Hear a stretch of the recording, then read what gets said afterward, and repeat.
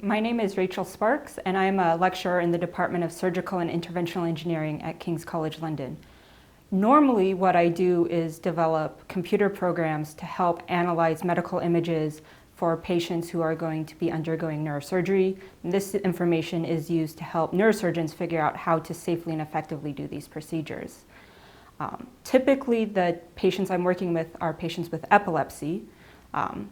However, during the pandemic, most of these surgeries were completely stopped for the safety of the patients, so my research area really changed. And what I ended up doing during the pandemic was looking into a COVID-specific project. So these were patients who ended up in the hospital with COVID, and what we were interested in looking at is how their heart health had an impact on the role of COVID and their outcomes.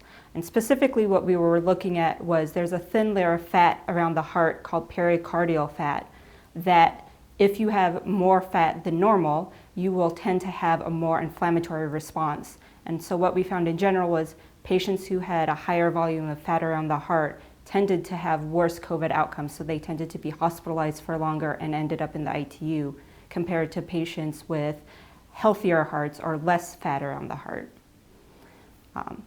And really the end result of this research is now we have a better understanding of what factors to look for when we consider which patients need to have treatment for COVID. In terms of my research going back to normal, it's a bit of a mixed bag. So they are beginning to do procedures with epilepsy patients, so I'm still supporting that research. But we still have a lot more questions to ask about the COVID patients. Specifically right now I'm working with some endocrinologists looking at if we can pick up specific markers in the blood related to the pericardial fat so that we have an easy screening for patients who might have potentially worse outcomes for COVID. So in some ways it's actually been very beneficial for my research because I've expanded into a whole new area that I wouldn't have considered if COVID hadn't occurred. Wow, that is so interesting, Rachel. It's really amazing to hear about what's been happening in the research world, and we all look forward to hearing more about that soon. So I've now got some questions for you from the ECHO community. The first one is, what do you love about being a research scientist?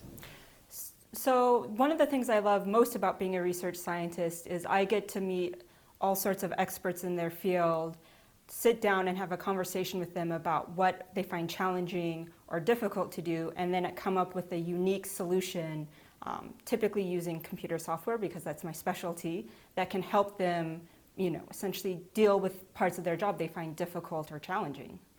Oh, wow, thank you. The next question is a good one. It's from Daisy, age 7, who would like to know, if you could choose to be any superhero, who would you choose to be? I think I would choose to be Wonder Woman for a couple of reasons, but the primary one is I think she's just, a really strong, powerful figure. She also has the lasso of truth, which I think as a researcher, that's part of my job, is finding out what the truth is. Oh, I love it. Amazing. And the final question for you is, have you got any past jobs or activities or hobbies that would surprise ECHO members to know? I think, well, this is a big one. I think one of the things that is a hobby of mine that might be interesting for people to know about is I actually really like long distance hiking. So this is typically week-long hikes. So I've hiked through the Cairngorms for like 7 days in a row. Wow. And it's very fun. It's basically bring, all the food, all the, your tent, your sleeping bag, etc. And you basically go and spend multiple days out in the wilderness. Oh, that sounds amazing. Well, thank you very much.